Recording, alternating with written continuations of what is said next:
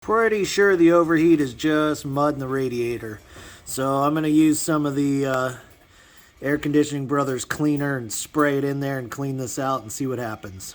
We're now attempting to clean the radiator on the canned ham in an attempt to stop the overheating.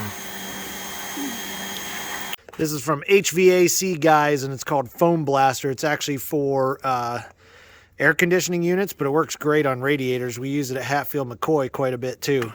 You spray this stuff onto the radiator and it pushes the dirt and stuff out and cleans it.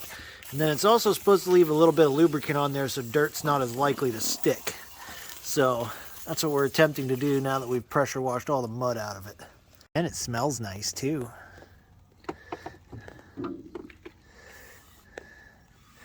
I mean, the fins don't actually look bent. They're just pour every mud puddle you hit, cakes it in there.